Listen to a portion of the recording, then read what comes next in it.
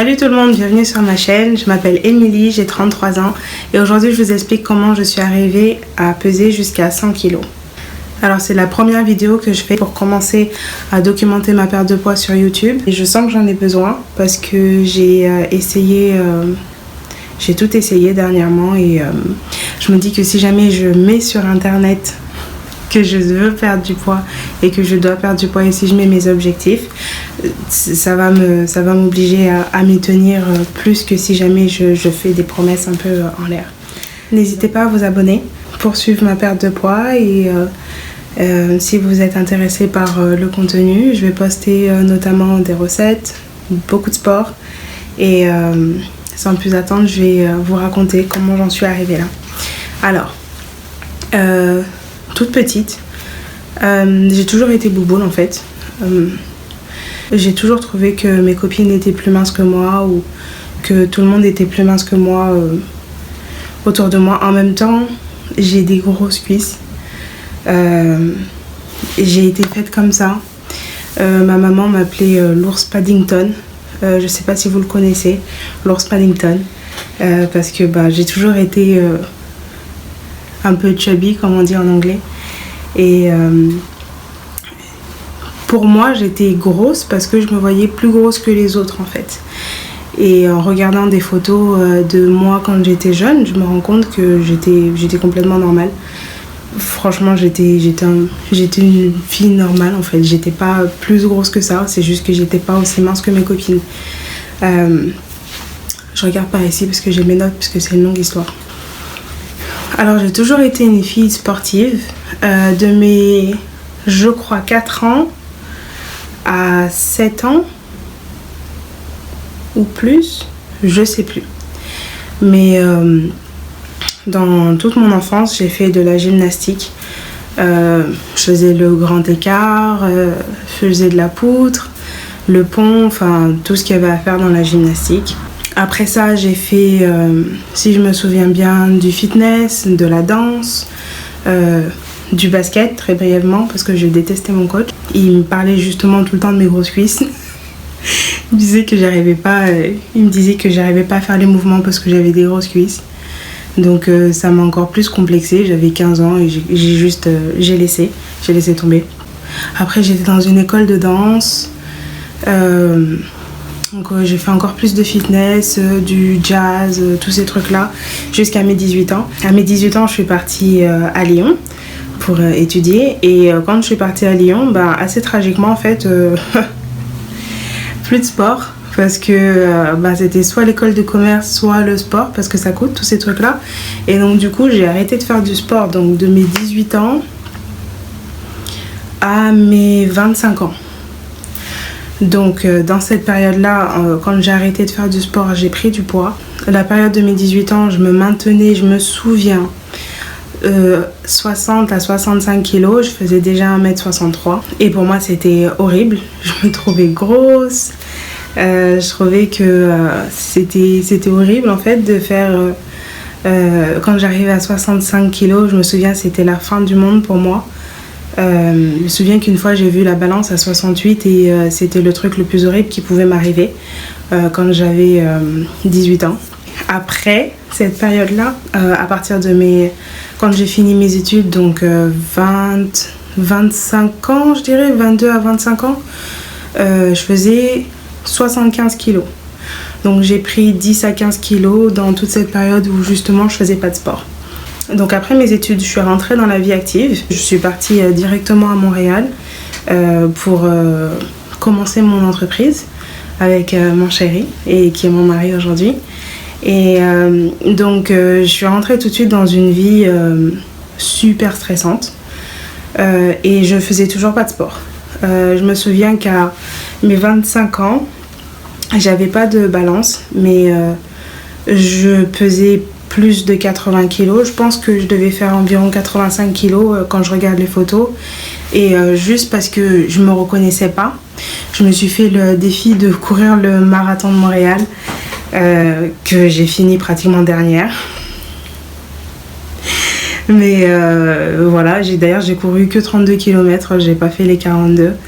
Et j'ai toujours eu en fait des sursauts comme ça de me dire mais qu'est-ce que tu fais, il faut que tu fasses quelque chose. Et le problème avec moi, c'est que j'ai jamais fait au fur et à mesure. J'ai toujours fait des trucs gigantesques. Donc c'est aussi dans toute cette période-là, donc je dirais depuis ma vie étudiante où j'ai arrêté de faire du sport jusqu'au début de ma vie active, jusqu'à environ mes 27 ans, j'ai commencé à faire tous les régimes possibles et inimaginables. Donc le régime soupe aux choux, le régime sportif, la chrononutrition, qu'est-ce que j'ai fait ? Le régime aux œufs, le régime pamplemousse, le régime jus de raisin, enfin tous les régimes qui sortaient, je les faisais parce que j'étais un poids dans lequel j'étais pas à l'aise. Et à un moment de ma vie d'entrepreneur, quand j'étais à Montréal, j'ai eu énormément de stress, donc j'ai pris du poids. Et en fait j'ai essayé de tout faire pour perdre du poids, et donc je perdais 4 kilos, j'en reprenais 5, puis je reperdais 5 kilos, j'en reprenais 7. C'était du n'importe quoi, et donc c'est comme ça que je suis arrivée à 85 kilos, parce que je faisais toujours pas de sport. Et j'avais pas encore compris que le sport et moi on était comme ça. Et ouais, c'était vraiment du n'importe quoi. Donc c'est là, à ce moment-là, où j'ai commencé à faire plein de régimes, et mon corps à un moment ne répondait même plus au régime. Il essayait même plus de perdre quelques kilos pour me faire plaisir. Il me disait laisse tomber, c'est bon, c'est pas la peine. Après toute cette période-là, c'était dans les années, je crois 2015, donc ma première entreprise a échoué. Et j'étais toujours à Montréal avec mon copain, qui est devenu mon mari, et on est passé par une période super difficile, l'hiver de Montréal, la boîte qui échoue, des dettes comme pas possible, et c'est la période où on s'est converti, on est devenu chrétien, et pour acter notre nouvelle vie chrétienne, on a fait un jeûne à l'eau, un jeûne hydrique de 21 jours qui s'est super bien passé, et à ce moment-là j'ai perdu énormément de poids forcément. Et je suis arrivée, je me souviens, le poids final c'était 72,7. Donc je suis retournée au poids en fait que j'ai réussi à maintenir plus ou moins normalement tout au long de ma vie étudiante. Et j'ai maintenu ce poids pendant super longtemps. Après ça, on est donc en décembre, on était encore à Montréal. Au mois de mai-juin, on est parti à San Francisco. Pendant un an, et quand on était à San Francisco, j'ai eu aucun mal à maintenir mon poids. Je pense même que j'avais pas de balance, mais je pense même que je suis descendue jusqu'à 68, donc c'était pas un problème. Et la différence avec San Francisco, c'est que donc on voulait lancer une nouvelle entreprise, on avait un niveau de stress au quotidien. Tout ce qu'on faisait, en fait, il fallait qu'on rentabilise le fait d'être à San Francisco et d'être dans la Silicon Valley, et d'avoir cette opportunité de pouvoir entreprendre parmi les meilleurs. Donc, toutes nos journées étaient rythmées par rapport à l'entrepreneuriat, par rapport à la start-up, le hustle, tous les trucs, tout ce mindset-là.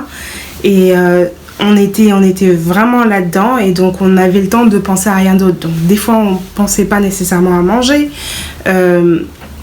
tout ce qu'on avait comme argent on l'investissait dans l'entreprise, puis c'est une ville super chère, donc on avait un budget limité de toute façon, donc on marchait la plupart du temps, donc je faisais un bon 2 heures de marche minimum par jour, et en plus de ça, San Francisco c'est beaucoup de montées, pas forcément beaucoup de descentes, mais beaucoup de montées, donc j'ai réussi à être en super forme tout le long, et je pense que c'est justement non seulement le stress, et surtout j'avais une activité sportive tous les jours, même si c'était que de la marche. Je suis très rarement allée courir, j'ai couru un peu de temps en temps, mais c'était juste de la marche en fait. Des fois on voulait découvrir la ville, et notre façon de découvrir la ville, c'était de marcher. Donc on pouvait marcher 6 heures un dimanche juste pour découvrir un nouveau quartier, un nouveau coin. Je pense que c'est ce qui fait que j'ai pas pris de poids là-bas. Après en 2016, c'était mon retour en France. Et à partir de mon retour en France, c'était du grand n'importe quoi. Et j'ai rien compris. Donc à mon retour en France, je revenais de San Francisco, donc j'avais réussi là-bas mon poids. Je pense que le poids maximum que je faisais là-bas c'était 75. Donc je pense que je vais dire que je suis revenue en France et je faisais 75 kilos. Et donc en 6 mois, j'ai pris 18 kilos. Donc je me suis retrouvée à 93 kilos. Quand j'ai vu que je prenais autant de poids, j'ai commencé à paniquer. Et donc j'ai fait toutes les analyses médicales possibles et inimaginables. Et donc à ce moment-là, on m'a trouvé des nodules sur la thyroïde, une thyroïdite. Et aussi toute la période San Francisco, d'ailleurs depuis Montréal, j'ai toujours eu très mal, en fait depuis que j'ai 18 ans. Mais c'est allé au fur et à mesure. J'ai toujours eu très mal pendant mes règles. Au début, c'était pendant mes règles. Une douleur mais insupportable. On a toujours cru que je faisais de la comédie par rapport à ça, mais c'était vraiment une douleur horrible. Et au fur et à mesure des années, donc c'est devenu de plus en plus horrible. Quand j'étais à San Francisco, déjà à Montréal, je me retrouvais pliée en deux, à pas pouvoir respirer quand j'avais mes règles. Des fois j'avais du mal à marcher. San Francisco, pareil. Et après, arrivant en France, c'est devenu pire en fait. C'est devenu vraiment insupportable. Insupportable. À en pleurer. Donc j'avais pris du poids. J'étais dans les 93-95 kilos. Donc je me reconnaissais pas. Et je m'étais inscrite à la salle de sport. En 2018, je me suis inscrite à la salle de sport. Jusqu'à maintenant d'ailleurs. Et des fois, j'arrivais pas à faire mes séances parce que j'avais une pesanteur dans le bas du ventre. Quand j'essayais par exemple les cours de body pump, je devais ramasser les poids par terre. À chaque fois que je me baissais, ça me faisait mal au ventre. Il y a des mouvements, des fois je pouvais pas sauter parce que ça me faisait mal au ventre. Donc j'arrivais pas à perdre du poids. J'allais à la salle de sport 5 fois par semaine et je faisais entre 2 heures et 3 heures de sport à chaque fois. Les cours collectifs, donc je sais même pas combien de calories je brûlais. Je faisais super attention à ce que je mangeais et le poids ne baissait pas. Donc au début on attribuait tout ça aux problèmes de thyroïde et à la thyroïdite, mais à chaque fois qu'on regardait, donc à chaque fois qu'on me faisait la prise de sang et qu'on analysait mon niveau de TSH et tout ça, c'était normal. Donc couplé avec le mal de ventre, j'ai vu je sais pas combien de gynécos qui m'ont raconté tout et n'importe quoi. Et c'est quand je faisais une radio, à un moment mon médecin m'avait prescrit une radio pelvienne. Et donc quand le radiologue est passé sur le côté droit de mon ventre, j'ai commencé à pleurer parce que ça me faisait vraiment mal, juste le fait qu'il passe avec la radio. Juste avec c'est comme les échographies, donc juste le fait qu'il passe avec la machine, ça me faisait mal et je lui disais qu'il me faisait mal et il me disait je suis vraiment pas en train d'appuyer, donc arrêtez de faire du cinéma. Et juste après, j'ai un autre radiologue qui devait me faire une autre radio du coup pour la thyroïde.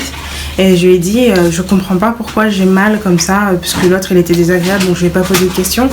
Et je lui ai dit, je comprends pas pourquoi, mais j'ai eu très mal. Et il m'a posé plein de questions et il m'a dit, regardez peut-être l'endométriose. Donc j'ai commencé à regarder et je me suis dit que ça ressemblait pas mal à ce que j'avais. Donc j'ai prié par rapport à ça, parce que j'en avais assez de voir des médecins et plein de médecins et j'avais pas de réponse et je continuais à me sentir mal, à être fatiguée, on se sent vraiment bizarre en fait. Et j'ai prié, je me souviens ce jour-là, dans le passage de la Bible que je lisais, il y avait Déborah. Et après, je suis partie chercher les meilleurs gynécos qui sont spécialisés dans l'endométriose. Et dans le top 3, il y en avait une qui s'appelait Déborah. Donc j'ai dit ok, Parfait. Merci Seigneur pour ta réponse. Et depuis donc 2018, c'est elle qui me suit et ça se passe parfaitement bien. Elle a compris tout à fait ce qu'il fallait faire avec moi. Donc merci Seigneur. Et donc à partir de là, c'était pas fini. Donc j'étais déjà dans les 90 kilos.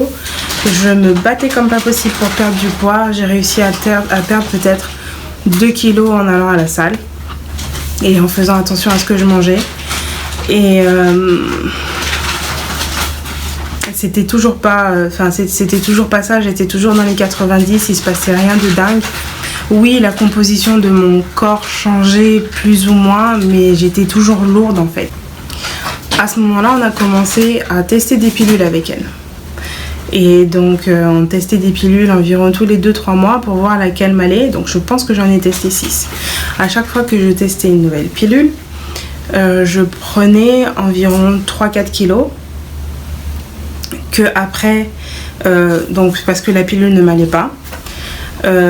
Et donc après, je me battais pour perdre ces 3-4 kilos, réussir à stabiliser. Et finalement, après, le traitement ne fonctionnait pas. Donc on recommençait une nouvelle pilule. Donc je reprenais 3-4 kilos, je reperdais ces 3-4 kilos. Donc tout le long de 2018, 2019 et début 2020, en fait, j'ai passé mon temps à prendre du poids à cause du traitement, perdre le poids du traitement, c'est pas le bon traitement, on tente un nouveau traitement, je reprends du poids, je perds du poids, donc j'ai dû perdre en tout 20 kilos, mais c'est toujours les mêmes kilos que je perds, donc c'était super décourageant. Et arrivé en janvier, j'ai eu une grande conversation avec mon meilleur ami de toujours, mon mari, et je lui disais chérie, j'en peux plus, je sais pas ce que je fais. J'ai fait des recherches, donc je fais toujours 20 000 recherches, donc je vais exposer toutes mes recherches. Donc j'ai trouvé déjà sur internet que je devais arrêter de manger du gluten et fortement limiter le lactose. Et c'est vrai qu'en effet, à chaque fois que je mangeais du gluten, ça me rendait vraiment... En fait, dès que je mangeais du gluten, dans l'heure qui suivait, j'avais extrêmement mal au ventre. En fait, l'endométriose, c'est une maladie inflammatoire. Et le gluten, c'est un aliment qui est inflammatoire, donc ça a augmenté l'inflammation. Du gluten, j'en mangeais...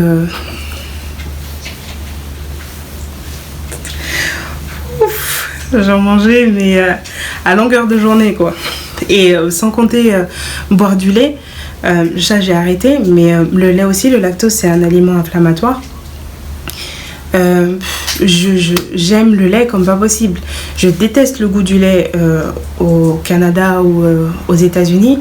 Et quand je suis rentrée en France, pour moi, le goût du lait, c'est le retrouver, le goût des yaourts. Je mangeais pratiquement que ça à un moment. Et donc, du coup, je me faisais encore plus de mal. Je rajoutais du feu sur l'inflammation. Donc, j'ai eu de pilule après pilule. Donc, je perdais du poids que je prenais à cause des traitements et je perdais toujours les mêmes kilos. Et c'est comme ça que je suis arrivée en fin décembre, début janvier à 100 kilos et peut-être même plus parce que je me pesais plus à ce moment-là. Mais j'ai l'impression que c'était plus. Je me suis pesée le 6 janvier et je faisais 99,8, sachant que j'avais commencé à arrêter de manger du gluten à ce moment-là. Donc, et j'avais commencé à faire attention. Donc, je suis sûre que c'était au-dessus de 100 kilos, mais j'étais pas prête psychologiquement à avoir plus de 100 kilos écrits sur la balance. Donc, à ce moment-là, je pense que consciemment, je me pesais pas. Donc, on a fini par trouver la pilule qui m'allait en février, sur laquelle j'arrivais à perdre du poids et sur laquelle je n'avais pas pris de poids au début du traitement. Génial.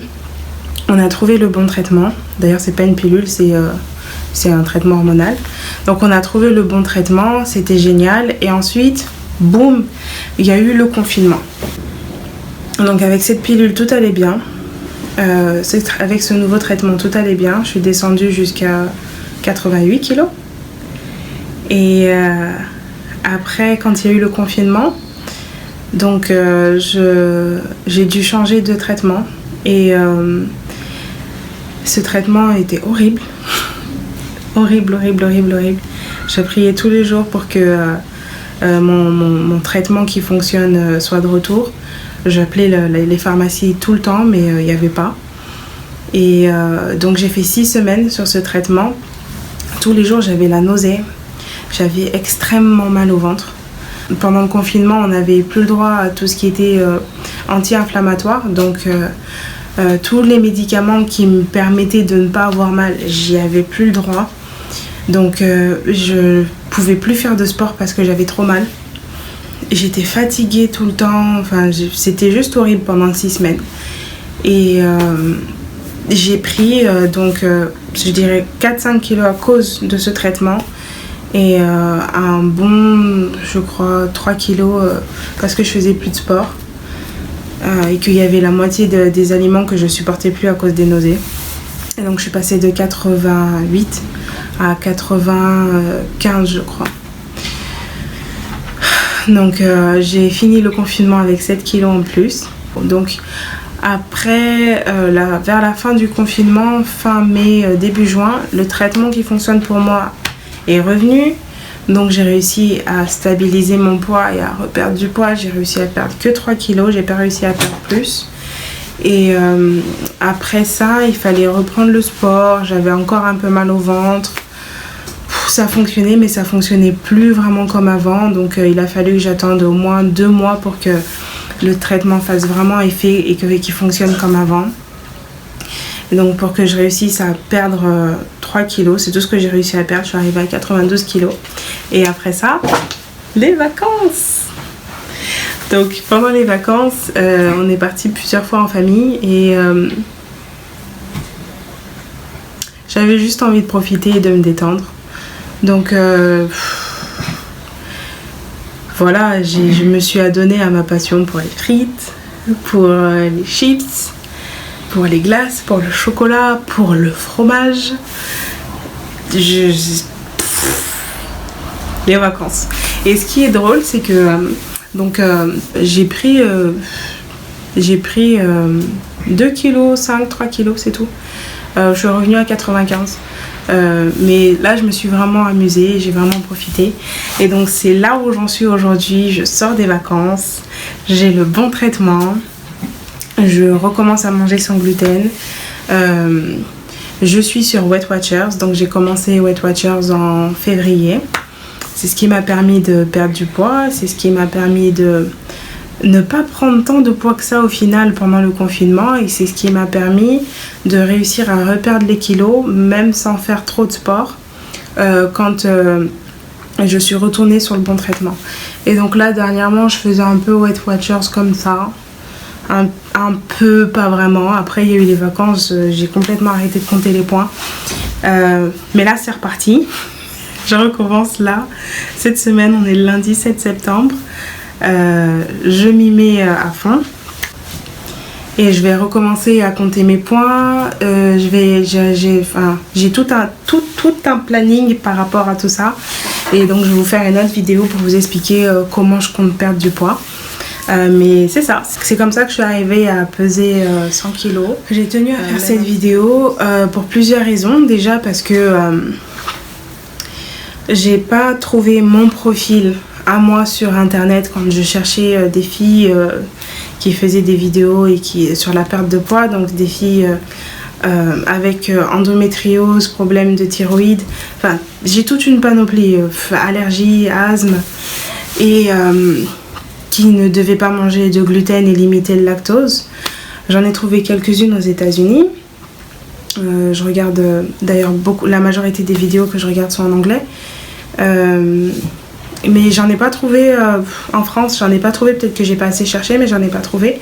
Et je me dis que ça peut toujours être intéressant, peut-être pour une fille qui est comme moi, qui a un profil similaire, peut-être des maladies similaires ou des problèmes similaires, qui doit avoir un régime alimentaire similaire au mien, et qui pourrait se reconnaître dans cette vidéo et se dire que on peut le faire, on va y arriver.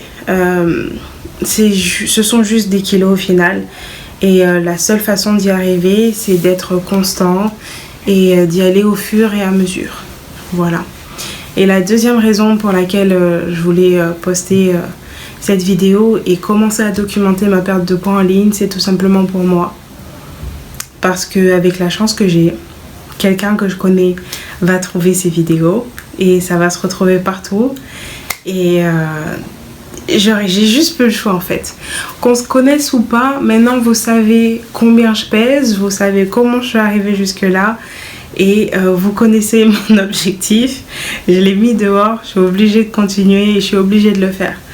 Donc ça me booste en fait. Ça me booste et ça m'oblige à le faire mieux et ça m'oblige à le faire dans la durée. Si vous êtes arrivés jusque là, vous êtes des champions, merci beaucoup. Et n'hésitez pas à me laisser des commentaires, me raconter quel a été votre déclic, ce que vous comptez faire pour réussir à perdre votre poids. Peut-être si jamais vous aussi vous avez de l'endométriose et des problèmes de thyroïde, n'hésitez pas à commenter, je répondrai. Et n'hésitez pas aussi à vous abonner à ma chaîne, il y a plein de choses qui arrivent, plein de choses. J'ai un programme de malade pour vous. Et merci à tous, bye.